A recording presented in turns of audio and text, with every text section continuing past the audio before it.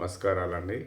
తెలంగాణ రాష్ట్ర ప్రజానీకానికి రేవంత్ అన్న శభాష్ అనే విధంగా ఈ భారతదేశ చరిత్రలో తెలంగాణ రాష్ట్రాన్ని ఒక దిక్సూచిగా తయారు చేస్తున్న ఏకైక ముఖ్యమంత్రి ఎవరు అంటే, ఇన్ని రాష్ట్రాలలో తెలంగాణ రాష్ట్రం వైపు ప్రతి ఒక్కరు ఆలోచిస్తున్నారు. ఏంటంటే ప్రజా పరిపాలన అని మనం ఎలక్షన్లో 2003లో పోయినాం.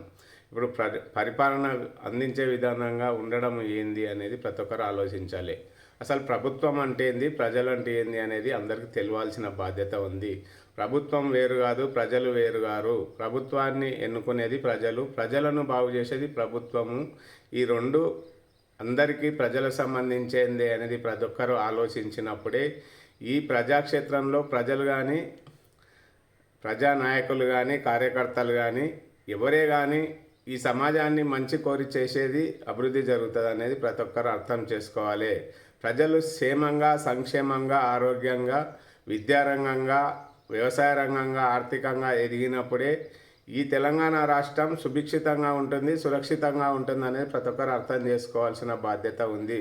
ఎందుకంటే తెలంగాణ రాష్ట్రంలో ఇప్పుడు ఒకటి హైడ్రా కమిషన్, రంగనాథ్ కమిటీ అని ఒక పెద్ద ప్రోగ్రాంలో హైదరాబాద్ నగరంలో నడుస్తున్నది. ఎందుకంటే మున్సిపాలిటీలో జిహెచ్ఎంఏ, హెచ్ఎండిఏ లేఅవుట్లు చేసి అప్పుడు ప్రజాధనాన్ని దుర్వినియోగం చేసి ప్రజల ఆస్తులను, ఎందుకంటే అది ప్రజల ఆస్తులు ఏంటంటే కొన్ని చెరువులు కానీ, కాలువలు కానీ అవి, ఎందుకంటే ఒకప్పుడు నిజాం కాలంలో మనకు తెలంగాణ అప్పచెప్పిపోయినప్పుడు ఏముండే అంటే దగ్గర 150 చెరువులు ఉన్నాయి, 55 చెరువులు ఉన్నాయి ఆల్రెడీ హైదరాబాదులో. దానికి కాలువలు ఉన్నాయి 55 కిలోమీటర్లు. ఆ కాలువలలో ఇండ్లు కట్టడం జరిగింది, చెర్లల్లో ఇండ్లు కట్టడం జరిగింది. అలాంటి కన్స్ట్రక్షన్ చేయడం వల్ల నీరు ఎక్కడ పోవాలనో అవి ఎక్కడికి పోవాలనో దాంట్లకు అడ్డంకి ఏర్పడి ఇళ్లలో పోవడం జరిగింది. ఇండ్లు మునిగిపోవడము, మొత్తం రోడ్ల మీదకి రావడం వల్ల హైదరాబాదు ఒక విశ్వనగరం ఉన్న హైదరాబాదు ఒక ఇబ్బందిగా తయారైంది అనేది ప్రతి ఒక్కరు ఆలోచించుకోవాలి. ఎందుకంటే ఒక 2 గంటల్లో ఇంటికి పోయే వ్యక్తి కనీసం రాత్రి కూడా ఇంటికి పోలేని పరిస్థితి ఉంది వర్షం పడితే. అంటే దానికి కారణం ఏంటంటే నీళ్లు పోయేతానికి మనం పోకుండా అడ్డుకోవడం అనేది ప్రతి ఒక్కరు ఇది గమనించాల్సిన బాధ్యత ఉంది.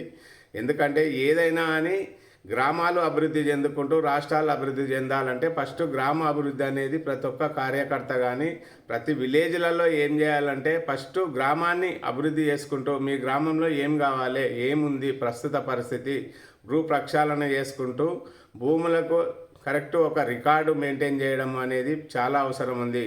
ఎందుకంటే ఇప్పుడు ప్రతి ఏ విలేజ్లో అయినా భూమి ఉంటుంది కానీ పుస్తకంలో తప్పు ఉంది, అతని పాస్బుక్లో తప్పు ఉంది, అక్కడ పోతే ఒకటి ఉంది, బుక్లో ఒకటి ఉంది. ప్రతి ఒక్కరు ఏం చేయాలంటే భూ సర్వేలు మళ్ళీ ప్రక్షాళన చేసుకుంటూ భూములను కబ్జాలకు గురి అయిన వాళ్ళు అనుకోండి, ఎవరైనా వేరే వాళ్ళు ఆక్రమించారే మీ భూమి మీకు మీ పాస్బుక్లు ఎంత ఉంది, అక్కడ పోతే ఎంత ఉంది అనేది నిజ నిర్ధారణ చేయడానికి రేపు గవర్నమెంట్ ఫ్యూచర్లో ఇంకా చాలా పెద్ద ప్లాన్ వేస్తున్నది. నేను నిన్న హైదరాబాద్లో ఒక 3 రోజులు ఉంటే రేవంత్ అన్న గారి కొంచెం సూచనలు, సలహాలు కొంచెం వారి దగ్గరలో ఉన్న వాళ్ళు అడిగితే రేపు రాబోయే కాలంలో రైతాంగానికే పెద్దపీట వేసే విధంగా ఈ గవర్నమెంట్ వ్యవహరిస్తుంది అనేది ప్రతి ఒక్కరు అర్థం చేసుకోవాలి.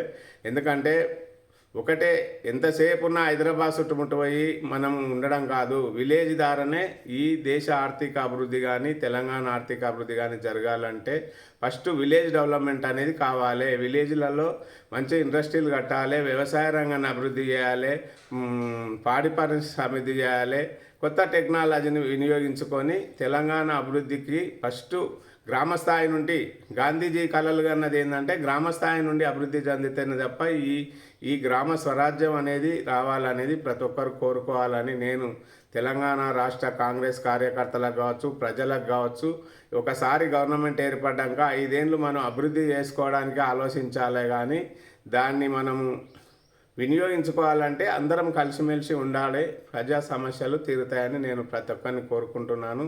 ప్రజాస్వామ్యంలో ప్రజలు అందరూ సమానులే అనే ఆలోచన చేసుకుంటూ మనకు కావాల్సింది ఏంది అనేది ప్రతి ఒక్కరు ఆలోచించాలి.